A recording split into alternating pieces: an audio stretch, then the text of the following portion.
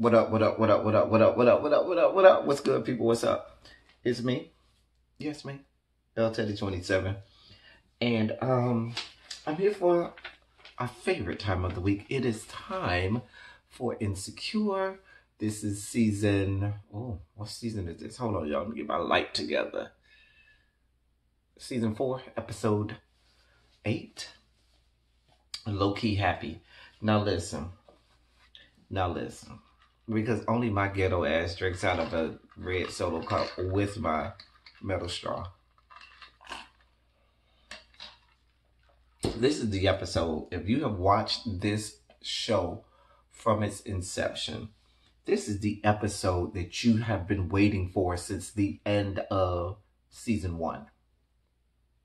Since the end of season 1. Let's get right down to it. Lawrence is at the bar waiting for the person who he called at the end of last episode when he was leaving the airport. It turns out to be Issa. Issa comes in, falls flat on her face. Bam. Just a mess. Just a damn mess. She had on some, I think the girls call those wedges. Y'all correct me, ladies, if I'm wrong. I think those shoes she had on, those little boots, I think those are called wedges. I couldn't help but think of the old viral video, Scarlett Takes a Tumble. Back in the day, those of us who was on YouTube way back in the day, for Scarlett Takes a Tumble, when Big Girl was sitting on top of that, standing on top of that stage, top of that little coffee table trying to sing or whatever. Anyway, she had on wedges too. Anyway, Lawrence tells us he missed the block party because he was in San Francisco doing interviews. Told y'all. I said that at the end of the last episode. Go watch my review again from last week. You will see. I called it. I said he was in San Francisco for interviews. Hello. When you're right as much as I am, you don't have to brag about it. I'm just saying. Anyway, she then goes on to tell him that, she and Molly aren't friends anymore. And, she was able to tell him that because he told her how he saw Molly at the airport and so forth. And so they go back and forth and they talk about how each other has changed, that, oh, that's not my drink of choice anymore. I like this or I like that, And so and you'll see this as a prevailing thing throughout the episode where they continue to focus on things that they've done to better themselves and how they've changed and how they're not the same person that they were when they were together for those 5 years. And then, so it got real loud at that bar and stuff. It turned into like a club or whatever. People was all loud. They couldn't hear each other and so forth. So they end up saying they wanted to go to another spot. And he was like, oh, it's this spot you always talked about going to. Have you been there? She was like, no, not really. And so they decided to go to that other spot. And so they they call an Uber. And they go to the other spot. I guess they knew they was going to get trashed. So they say neither one of us is going to drive our car. We just going to drive an Uber. Me and my friends do that all the time. Like, if we know everybody's going to get trashed, we will all meet up at one person's house and call an Uber or Lyft. And all us will get an Uber or Lyft so nobody has to be responsible for driving. Everybody can get trashed. And if need be, we can stay at that person's house that night and all just sleep over at that person's house and wake up in the morning or in the middle of the night when we're sober enough. Y'all know how that goes. If you and your friends don't do that, don't drink responsibly, shame on you. Anyway, so then we got, they go to the other, was that Tiffany Haddish driving the Uber? I thought it was Tiffany Haddish driving the Uber. I thought it was. I don't know. Y'all let me know. Anyway, at the other restaurant, Issa and Lawrence finally have, this is the moment when they get to the other restaurant. Issa and Lawrence have the conversation we have been waiting for them to have since the end of season 1, since the end of season 1. They talk about it. They put it all out on the tables. Why Daniel? What was it about? What was I not doing? What were you not doing? Issa tells him all about how she, felt like he wasn't showing her any attention, wasn't showing her, wasn't appreciating her, wasn't showing her any affection or whatnot. He talks about how he just couldn't stand the rut that he was in, not having a job and having to continue to watch her be the sole breadwinner and sole provider, and watch her go to work every day knowing he ain't have nowhere to go. And they talk about this, that, and the third. And he asks her if it wouldn't have been Daniel, would have been somebody else. And they talk it out. They talk about everything. She talks about how she had to drive around in her car after work because she just didn't want to be at home, and this, that, and the third. Like, they really laid it out. And I think it was important because they were at a point now where there's enough distance in between them being together, and they've been with other people and they've been able to do other things. And so they could really have an adult conversation about this. Like, both of them have noted that they have grown. They're no longer just young adults. They're just adults at this point. And they've had some time and space and energy where they can learn themselves and grow and find themselves and just come into their own. And so now that they've come into their own, they can sit down and just really parcel out what went wrong. And not just that, okay, not just what went wrong, but now what's right about us. Not just what was wrong back then. They did talk about that at the restaurant, what was wrong, how it went wrong, what made it go wrong. And then they left the restaurant. They went to this, when they left the restaurant, as they were walking out, we ran into TSA Bay. TSA Bay and his big ass rolled up on them. He was with some chick named Mazda. Now, TSA Bay, for all of this worth, his big ass be getting them some nice women. I ain't gonna lie, TSA Bay be having some nice women with his little meat self. Child, I guess y'all women like to be disappointed in that department. But anyway, TSA Bay was clowning. TSA Bay said, yeah, me and Issa came. He let Lawrence know him and Issa already came to that restaurant. TSA Bay and Issa had already went to that restaurant before. How he used to, fuck Issa and everything. And Issa was kind of embarrassed a little bit because if you look at TSA Bay and look at Lawrence, you like, really? And I know Lawrence was thinking in his head, like, really? Like, you fucking this nigga. And you had to be for 5 years. Really?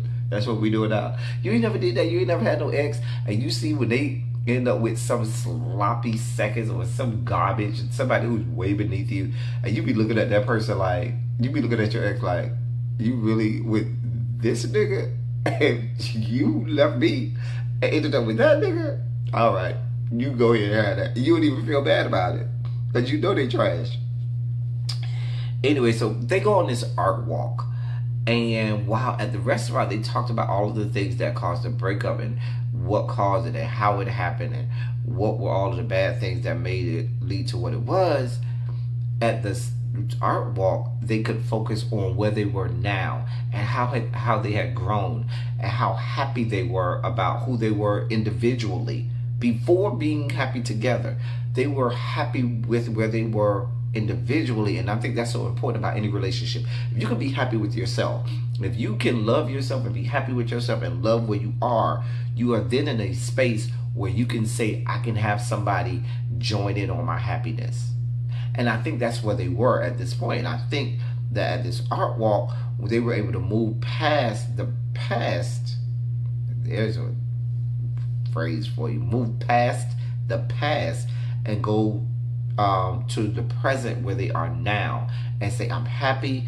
And I think they begin to enjoy themselves and find out, okay, I like the changes that you've made. I like the way that you're different now than you were in the past. And I want more of that. And they enjoyed each other's company and they enjoyed everything about each other. Even members of the Lawrence Hive, I think everybody across the Fruited Plains was collectively rooting for this, okay? Everybody was collectively rooting for this. Even us members of the Lawrence Hive. So I think this was so great to see them just it was intimate, but not too intimate. It was playful. It was all of the things that you want when you go out on a date with someone that you really care about. I mean, I forgot the part when they were at the restaurant where Lawrence even told her that he had bought her a ring and she never knew that and she felt bad. Like all of those things, and they had gotten past that. Now they were in such a good place at the art walk. And so then they take an Uber home. Lawrence is getting dropped off first. So Lawrence, she was like, all right, going on in there to your air mattress. He was like, you'll be surprised to see what my apartment looks like. to show further growth and change. And he was like, he told the Uber driver, wait 5 minutes, right? I'm gonna let her see my house. So he took her upstairs. And Lauren's house is nice. He got a nice little apartment. You know, it's all fixed up, and she's real surprised. Child, I know Uber man had to drove off by there because Issa was like, well, can I go use your bathroom? Which was code word for, bitch, I'm finna go check the kitchen, make sure everything is tight and right and smells good down there because I'm finna have you bust it wide open. But while she was in the bathroom, Lawrence goes out to the balcony and calls Condola. Mind you, I forgot to tell y'all, Condola been texting Lawrence the whole night. Oh, are you free tonight? Can you come over tonight? What you doing? I want some peen. Come dig me down. Come blow my back out. I want to put footprints on ceilings. Just come in, but the door be open. Just walk on in and shove it in me. My footprints will already be on the ceiling. You know, just texting him all kind of stupidness all night. Blowing everybody's high.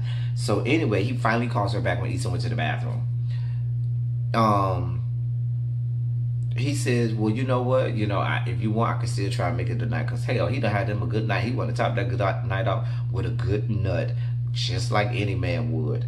And he does, not with Condola. Because when Issa came out of the bathroom, she overheard the conversation. And he comes back in from the balcony and said, oh, my bad. She was like, oh, that was Condola? She was like, yeah, that was Condola. Oh, so yeah, he was like, all right. And so she was like, well, I guess I'll see it. She goes to the door. She goes to the door, and then she turns around and says, well, what if I wanted to stay? That's all that needed to be said. Baby, next thing you know, they went in there, and he was banging her back out, beating her box in.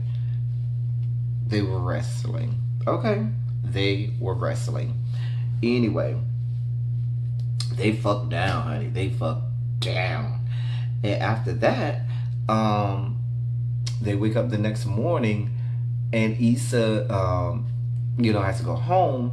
And he says, well, you know, I could drop you off because they found out earlier in the night that they live in the same neighborhood. And she was like, no, I can walk. No problem. I want to walk. And I've been there with Issa before. Sometimes you want to just take in the moment. And I felt like after a great date night and a great night of sex, Issa said, I just want to take in the moment. Because Issa had found out all about him going to San Francisco. And Issa had found out, you know, that he might be leaving. And I felt like it was not so much Issa looking forward to them being back together, so much as Issa saying, I just enjoy if that's the last time we're going to be in that space and be intimate and be together like that. I just want to sit back and take it all in and enjoy what it was. Because I don't feel like they're going to be back together. And I just felt like that was that last, like, hoorah, where she was like, let me just take a moment and just walk home and just reminisce on the night and think about it. Let my coochie twitch and throb a little bit more until I get home and just enjoy everything that happened to me. And it went off from there. It was such a great episode. I think it was so needed after the whole Molly break, after episode 5.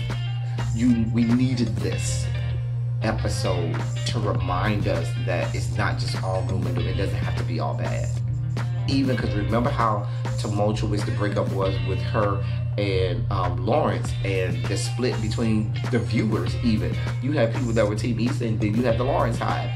And to know that they can come to this point and come back together does give us hope that even Issa and Molly can come back together and be friends again. So that was Insecure this week. Another great episode. I was here for it. The music was phenomenal again. And everything about this episode I love. I love any episode with Jay Ellis in it, for obvious reasons. And people have been picking at him and his new haircut. I love the new haircut. I think the new haircut is cute on him. Anyway, until next week, I'll be back here, same place, same time. Well, I don't know about the same time, but same place, same channel. Anyway, that's all I got for y'all. Thank y'all for coming. Y'all drive safely. I'm out.